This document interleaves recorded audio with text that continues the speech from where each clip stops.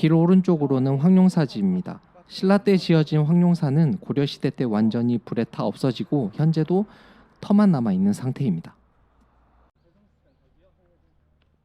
여기는 황리단길하고는 거리가 좀 있는 곳입니다. 근데 여기 찾아온 이유가 있어요. 현지 맛집이라고 소문난 대성식당이라고 있습니다.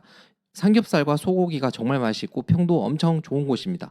근데 여기는 제가 방문 전에 예약을 하고 왔는데 예약 없이 가는 경우에는 맛집이다 보니까 자리가 없을 수 있습니다. 꼭 확인하고 가세요. 여기도 원래는 철길이 있던 자리입니다. 이 길을 따라서 쭉 가면 옛날 경주역이 나올 거예요. 경주는 관광객이 많다 보니까 어딜 가도 커피숍이 많이 있지만 황리단길에 있는 카페는 노키즈 존인 경우가 많습니다. 목을 좀 축이고 가겠습니다. 황남빵 한번 안 드셔보신 분 없으시죠? 엄청 유명한 빵이라서 잔뜩 기대하고 먹어보면 목이 막힐 것만 같은, 그리고 하나만 먹어도 배가 부를 것만 같은 맛입니다. 근데 예전에 비해 좀 크기가 작아진 것만 같은 느낌적인 느낌도 있습니다. 황남빵집 맞은편에는 대릉원이 있습니다. 대릉원 안에는 그 유명한 천마총이 있습니다. 천마총을 보기 위해서는 대릉원에서 입장권을 사서 들어가야 하는데 지금 무료로 볼 수 있다고 하거든요. 가보겠습니다. 대릉원 매표소가 있는 정문으로 들어갈 수도 있지만 현재 무료로 개방되어 있으니까 옆문으로 들어갑니다.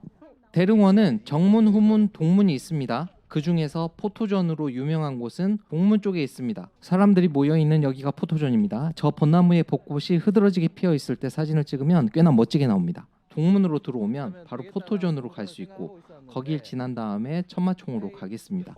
포토존이 어딘지 잘 모르겠다 그럴 때는 대릉원 안에 사람들이 줄 서서 기다리는 곳으로 가시면 되겠습니다. 대릉원 안에 들어오면 많은 고분이 보이거든요. 그 중에 미추왕릉, 황남대총, 그리고 마지막으로 천마총을 제외하면 나머지는 자세히는 모르겠지만 의미 없는 고분으로 알고 있습니다.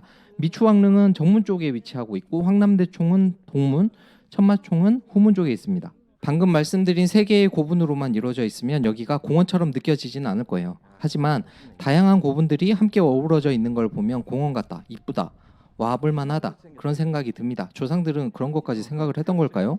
박정희 대통령 시절에 천마총을 발굴하게 됐던 이유는 발굴 기술이 좀 미흡해서 옆에 큰 황남대총을 발굴하기 전에 옆에 장식처럼 보이는 작은 고분인 천마총을 먼저 발굴해보고 경험을 쌓아보자라는 차원에서 발굴을 했는데 국보에 지정될 만큼 대단한 유물이 여기서 천마총에서 쏟아져 나오게 됩니다.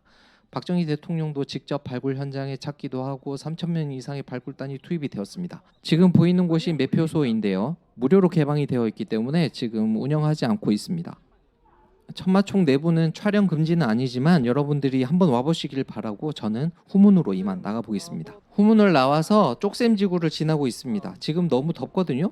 근처에 밀면으로 유명한 맛집이 있습니다. 거기서 밀면 한 그릇을 하고 에너지를 보충한 다음에 다시 이동하도록 하겠습니다. 이 집도 경주 현지인들이 많이 찾는 로컬 맛집입니다. 그 한 그릇에 8,000원이고요.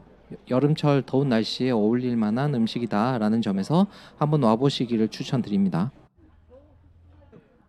쪽샘지구, 천마총, 밀면집, 황남빵 본점 다 이 근처에 있습니다. 황남빵 가방 손잡이가 돌아다니다 보니까 덜렁거려가지고 가방을 새로 바꿔달라고 했습니다. 여기서 조금만 가면 황리단길이 있어요. 거기를 가보겠습니다. 다 걸어서 고만고만한 거리에 있습니다. 길 건너의 오른쪽 편에 보이는 고분이 봉황대입니다. 저게 아마 국내에서 가장 큰 고분일 거예요. 너무 큰 고분이라서 옛날에는 그냥 인공적인 언덕이라고 생각을 했다고 합니다. 근데 아직 발굴 기술이 부족해서 저기를 발굴 못하고 있습니다. 그래서 좀 덜 유명해요. 왼쪽 코너가 경주 대릉원 경계선이고요. 지금 들어가는 길이 요즘에 많이 유명해진 황리단길입니다. 오른쪽에 10원빵집 보이시죠? 10원빵이 경주 황리단길에서 시작해서 전국적으로 유명해졌습니다. 일본까지 건너가서 일본에서는 10엔빵으로 유명해졌거든요. 10엔빵으로 유명해지면서 다시 국내에서 더 주목을 받게 된 것 같습니다. 황리단길이 알려지기 전에 여기 왔을 때는 사실 문화재 관련된 명소를 빼고는 그렇게 즐길 게 없었습니다. 그런데 황리단길로 알려지면서 사람이 너무 많아졌어요. 날 좋은 휴일이면 차를 가지고 경주 들어오는 것도 너무 힘들 정도입니다. 저 같은 사람은 날씨 안 좋을 때, 추울 때, 비 올 때, 아주 더울 때 이럴 때만 방문할 수 있을 것 같습니다. 황리단길의 원래 이름은 내남 사거리였는데 바뀌니까 좀 있어 보이긴 하네요. 경주 황남동에 있는 경리단길이라는 뜻에서 황리단길로 명칭되었습니다. 황남동에 있는 빵집이 황남빵집이죠.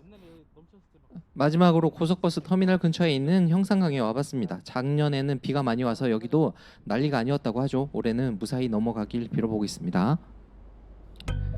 이제 모든 일정을 마치고 집으로 돌아가겠습니다. 다음에 또 봐요. 안녕.